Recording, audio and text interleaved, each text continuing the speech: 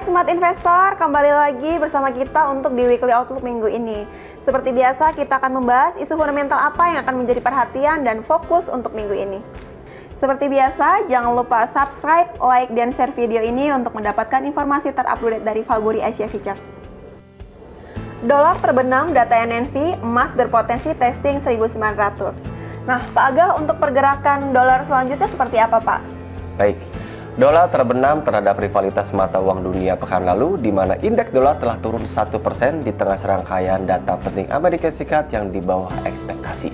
Data ketenaga kerjaan Amerika Serikat yang turun 266.000 dari 770.000 dan angka pengangguran naik 6,1% dari 6% bulan April membuat harapan pemulihan ekonomi Amerika Serikat lebih cepat sedikit tertahan.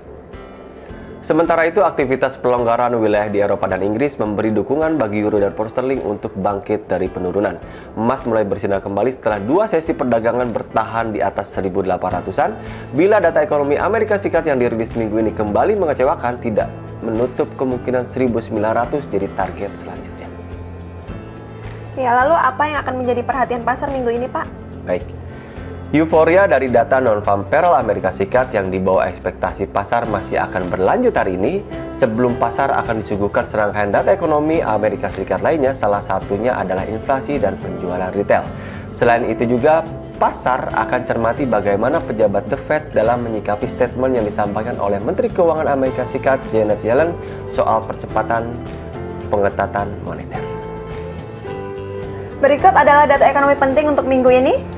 Untuk hari Selasa, survei ZEW Economic Sentiment baik dari zona Euro dan Jerman untuk bulan Mei diperkirakan bertambah 68 dari 66,3 dan hal yang sama untuk Jerman juga naik 72 dari 70,7. Dan untuk hari Rabu, data GDP kuartal pertama Inggris yang diperkirakan kontraksi minus 1,6% dari 1,3%. Malam harinya data inflasi Amerika Serikat yakni CPI di mana bulan Mei diperkirakan turun 0,2% dari 0,6%. Dan di hari Kamis, data mingguan Amerika Serikat, initial jobless claim jadi perhatian juga karena diperkirakan adanya peningkatan menjadi 500.000 klaim pengangguran dari 498.000. Dan di hari Jumat, data retail sales Amerika Serikat yang diperkirakan turun 0,6% dari 1,2%. Selain itu, industrial production Amerika Serikat juga turun 1,2% di bulan Mei dari 1,4%. Ya Pak Aga, untuk aset-aset yang bisa diperhatikan minggu ini seperti apa Pak? Untuk Euro USD, rebound Euro berlanjut minggu ini setelah berhasil bertahan di atas 1.2100, mempertahankan di atas area 1.2180 untuk membawa Euro bergerak naik kembali ke kisaran area 1.2200 sampai 1.2300. Sebaliknya, penutupan kembali di bawah 1.2100, maka koreksi dialami Euro ke area 1.2000 sampai 1.2100. Dan untuk GBP USD, Jumat sesi perdagangan mengalami penguatan dan tutup di atas 1.4000 sehingga dorongan yang cukup kuat karena bertahan di area tersebut akan membawa ke 1.4100 sampai 1.4200. Sebaliknya kembali closing di bawah 1.3980 akan coba dimanfaatkan GBP untuk kembali ke 1.3860 sampai 1.3950.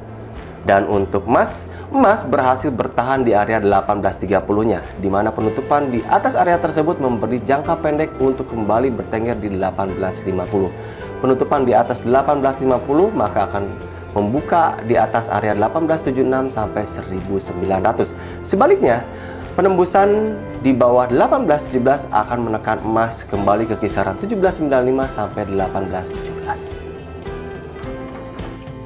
Ya Smart Investor, kesimpulannya adalah data ekonomi Amerika Serikat kembali menjadi sorotan investor dan pemburuan aset berisiko kembali terjadi karena data Amerika Serikat yang tidak sesuai dengan harapan. Sementara itu, yield obligasi Amerika Serikat untuk saat ini dikesampingkan. Potensi pelemahan dolar akan berlanjut dan emas akan menguji ke 1.900. Volume transaksi kemungkinan terbatas karena jelang libur Idul Fitri yang memberi dampak bagi transaksi di pasar mata uang, komoditas, dan saham.